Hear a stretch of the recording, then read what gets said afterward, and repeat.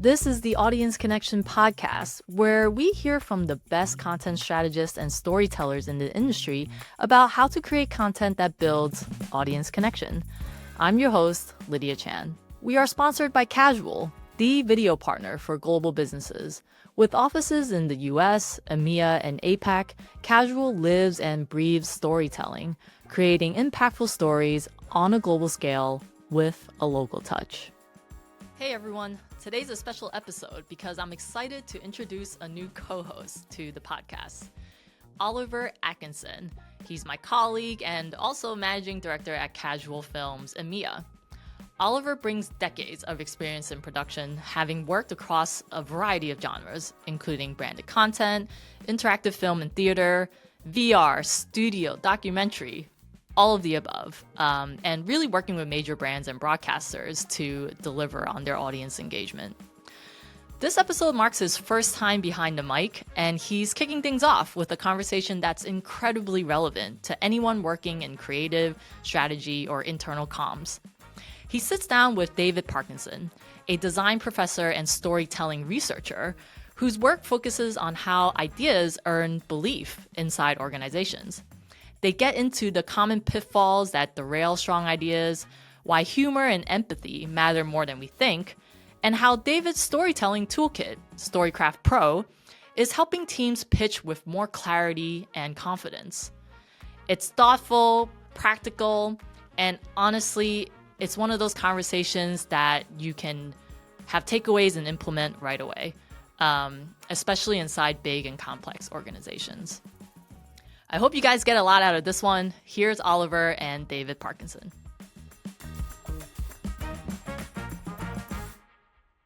David, welcome to the Audience Connection. It's great to have you here, and I'm really excited to have you on the show.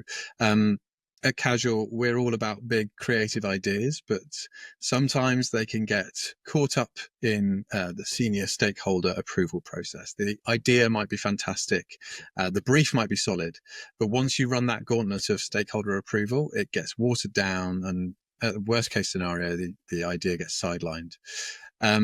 So I'm really excited to unpick, your work, because you've come at this from a slightly different angle, from a design and storytelling perspective. But what you're really tackling is how ideas earn belief inside organizations. And we're in a moment where AI is reshaping everything from speed, creative, decision-making. So getting that story part right is more important than ever. So what I think listeners and our team, our clients and internal teams can take from this are hopefully a few tips and tricks to really improve how they do these pitches internally and how to get stakeholder buy-in. And then obviously a bit of more an understanding of your work and the research. So before we dive in, it'd be great if you could give us a bit of a background to your journey and how you started using storytelling to influence internal teams. Yeah, sure. Well, thank you very much for inviting me to talk on the podcast.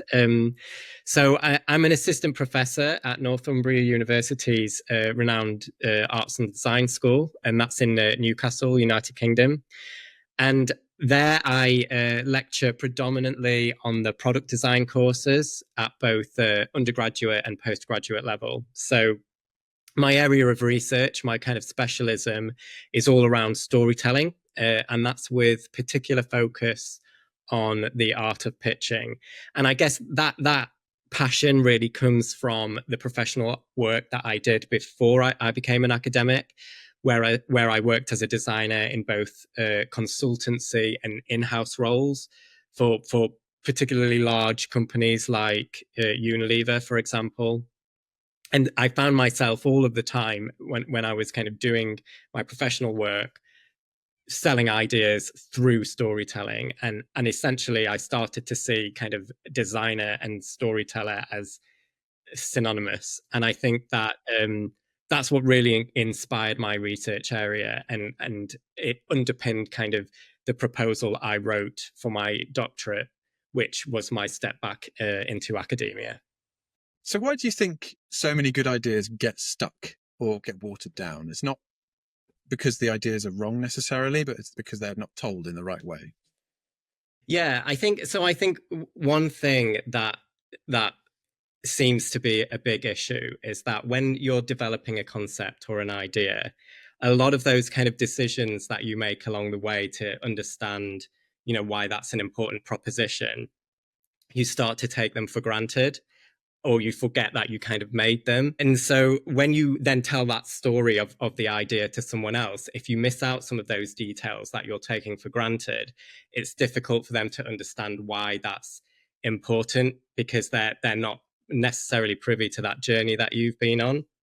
So I'd say that's one of kind of the really big reasons why a lot of concepts get shelved. And I think also storytelling is something that, if you think about a pitch for a concept as a story, you start to think about your audience, their kind of situation, what world they live in, what they see as valuable. And often those things seem quite intuitive, but are really missed quite a lot. So I think they're the kind of main reasons why lots of ideas get shelved or fail ultimately.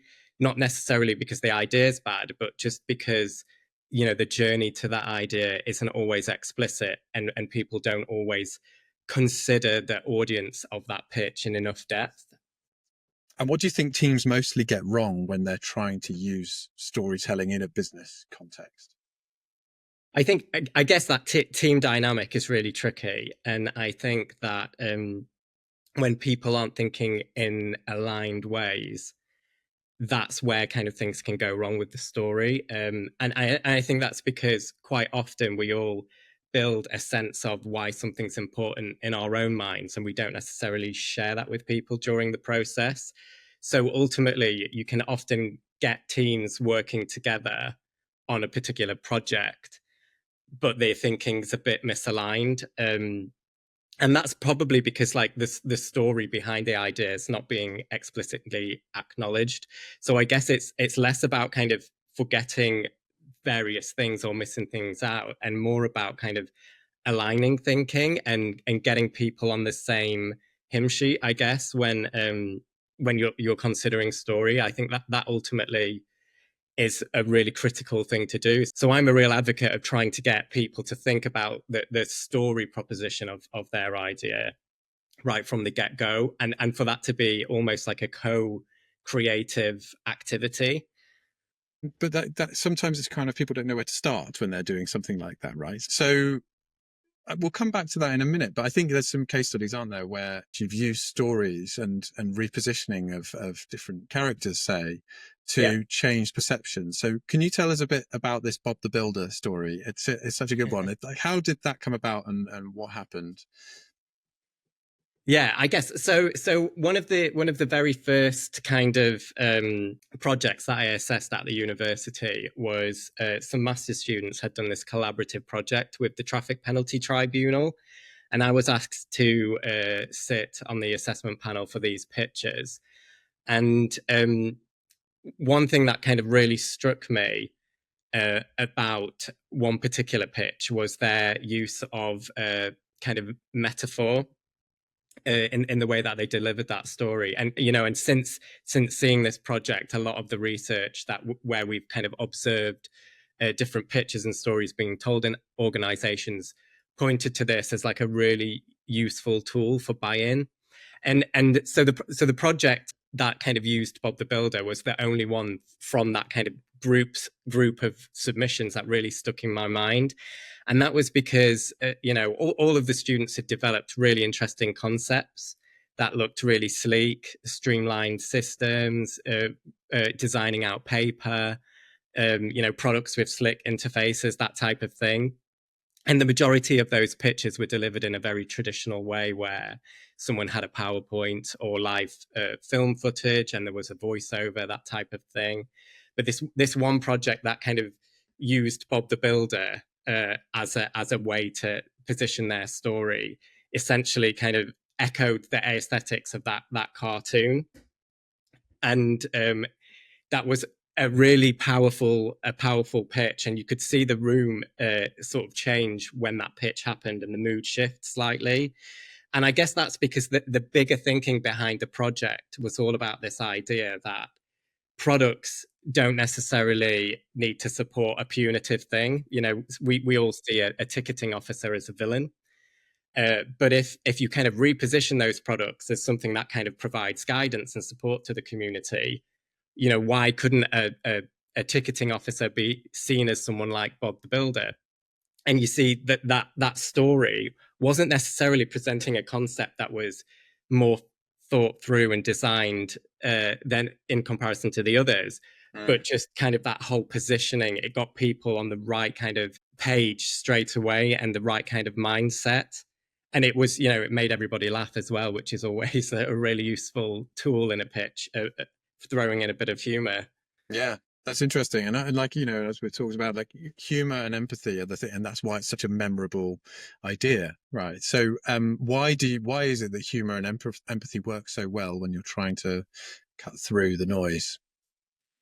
Yeah, I guess humor in particular is so powerful because, you know, a good laugh isn't just a nice moment.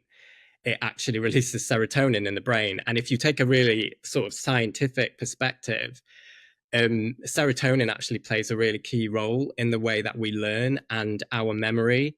And so if you make someone laugh, you're not actually just entertaining them. You are literally making their brain more open and receptive to new ideas. I guess that's why I think, you know, I always say to students pitching concepts, if all else fails, you know, try and make someone laugh. Yeah, and I think there's something around that. Like teams are sometimes a bit hesitant in our world, especially to internal teams, maybe slightly detached from a CEO or a C-suite level person they have to convince. And so maybe they shy away from putting humor or something that could raise a smile because it feels like a risk. But actually that risk has a great reward at the end of it, right? Yeah. Okay, so you've gone on with this research. You've actually developed a toolkit to help teams to understand how to apply these different principles to their products. So can you talk us through that storytelling approach and how you can help teams to use this to get aligned?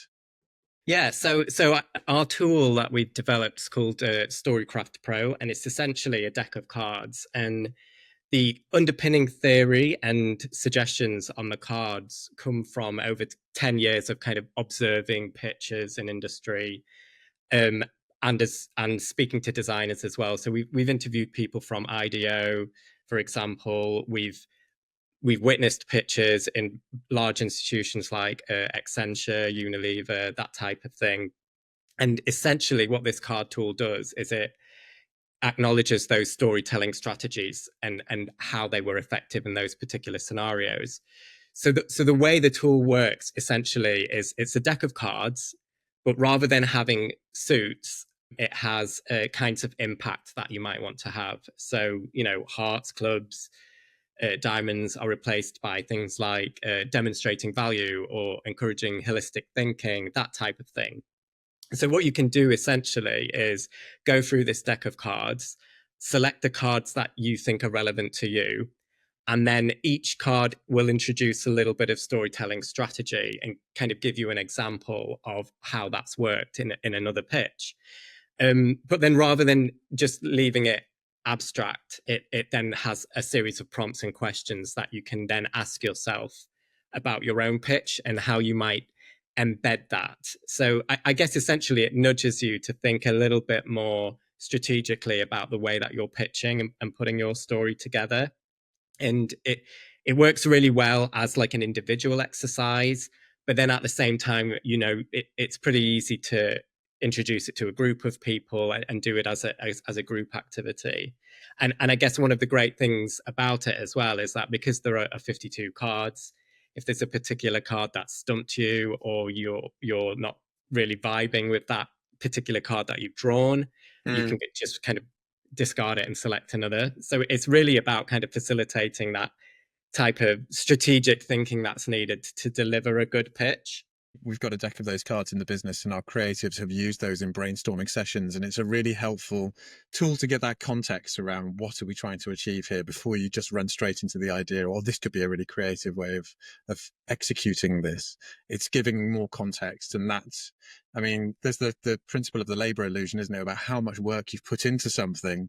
Clients are far more likely to sign something off if they've seen that you've put a lot of effort in. So just on the one hand, like if they can actually see the level of attention you've given to their business and their problems, that can really help in terms of, you know, trying to communicate to the C-suite. Obviously, there are 52 cards. That's quite a large deck of different. And so our teams our clients are often time poor. They don't have a huge amount of time. They don't have a huge amount of access to the senior stakeholders at times as well. If there were three of these ideas from your storytelling toolkit, Storycraft Pro, what would the three be that you would say these are the tips and tricks I would use?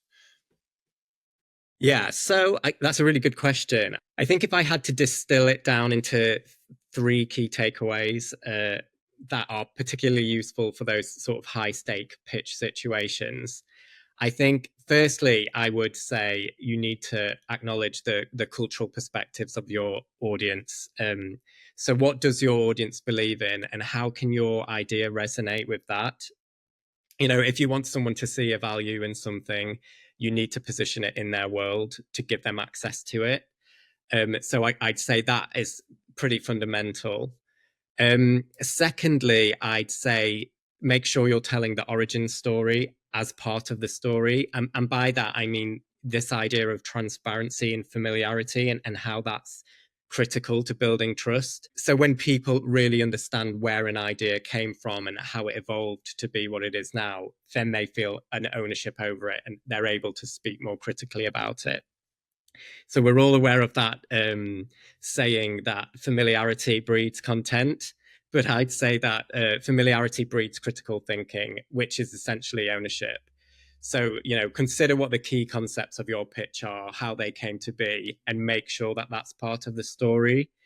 And then finally, the last one I think I would say is use a metaphor or analogy, because I think that type of imagery can really spark curiosity in people. So we're all kind of hardwired to solve problems, and so if you tell someone what something is directly, you know, that's often easier to ignore. But if you tell someone what something's like, then you have to try and kind of solve that puzzle and make sense of why that works as a metaphor. And I think, you know, that really stimulates the right side of the brain. It gets people thinking creatively, and often makes them much more receptive to ideas. So yeah, so acknowledging cultural perspectives and beliefs for credibility, telling the origin story to give someone that sense of familiarity with the idea, and then using some imagery like a metaphor or analogy just to make the story that bit more compelling. Are there any examples from your work that you could point to these tools being used effectively? Yeah, so I think that we've been working over the last few years with John Lewis at the university, and we've done a number of really interesting projects there around future worlds. So these projects weren't necessarily about commercial propositions for the here and now, but much more inspirational ideas to kind of inform what future product lines might be. And part of that brief that John Lewis kind of came to us with was all about this storytelling element to that, and how pitching is really important when you're trying to inspire. So we've had a lot of kind of scope with those projects to implement a lot of this type of thinking and guide our kind of students and the collaborative projects there in that way.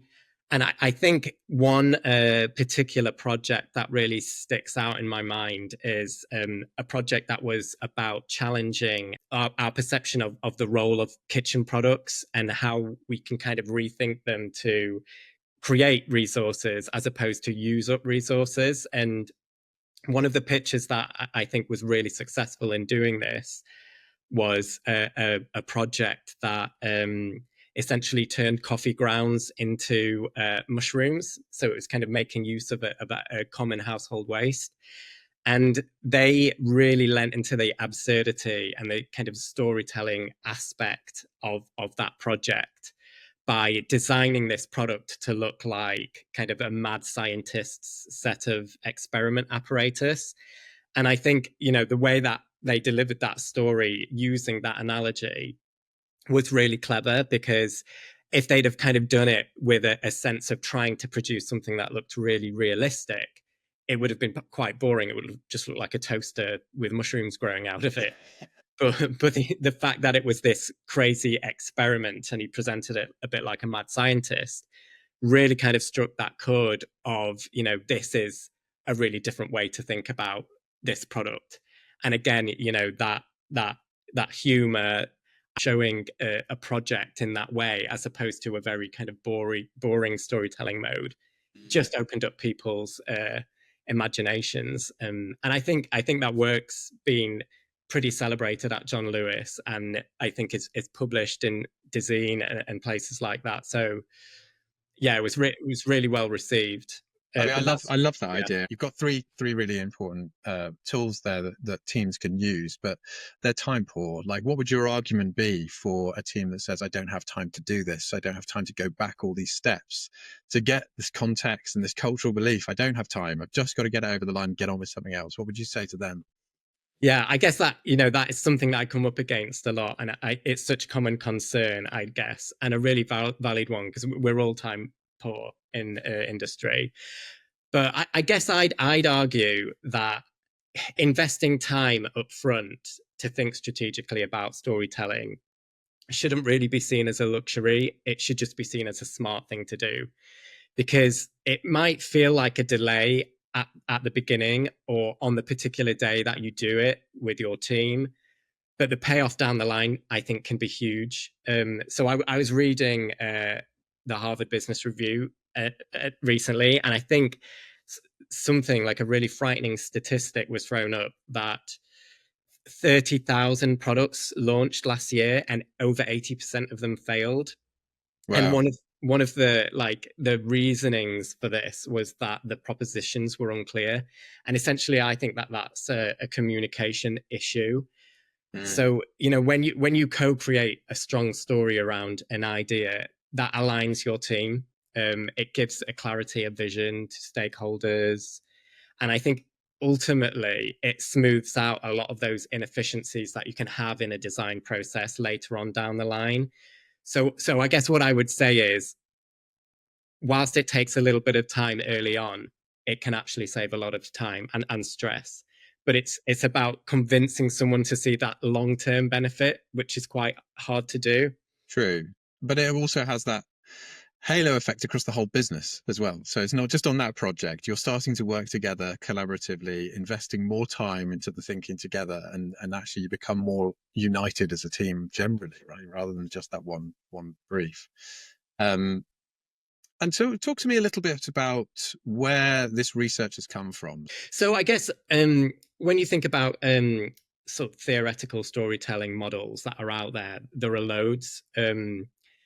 Everybody in every subject understands how storytelling kind of relates to them, because it's just how we kind of communicate as humans. But lots of the theoretical models that people kind of lean on are often rooted in English literature. So you've got, your classic beginning, middle, and end, or a protagonist that comes across a challenge, the antagonist gets in the way, and they have to overcome something. And I think those tools are really useful for telling stories in their own way. But the model that resonates more with me comes from a psychological angle, and that's Jerome Bruner's work, because he outlines storytelling criteria such as action directed towards a goal, order between events and states, acknowledging what's canonical to humans, revealing perspective. And I think if you then look at his criteria and map that onto conceptualization, I think it lines up really well.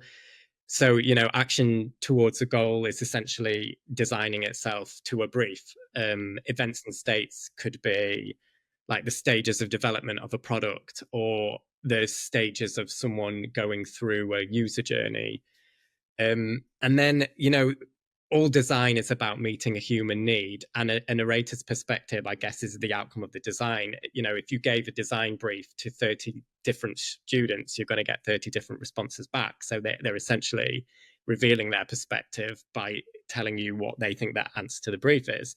So I think we've drawn a lot from Bruner's model in our research. It's been really useful not just to analyze the storytelling that we've observed in industry and make sense of it, but also in terms of just structuring our own tools. So like the card tool, for example, and then building like a framework of kind of methods to help other people tell, better, more strategic stories.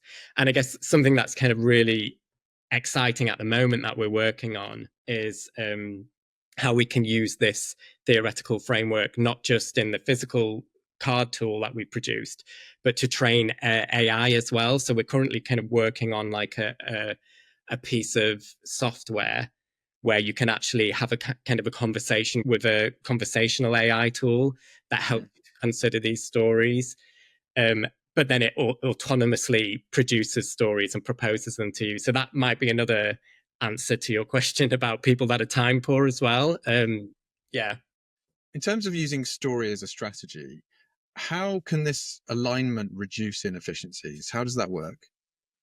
So I guess if you think about communications internally in a place of work, often you're pitching concepts to different groups of people within an organization. So in Unilever, for example, I was pitching ideas to people from the marketing department, people from their science and technology departments, and often kind of product teams will involve someone from each of these different places. And so they're actually coming at an idea from slightly different cultures and backgrounds. And that really poses a huge challenge because they all see the value in something differently.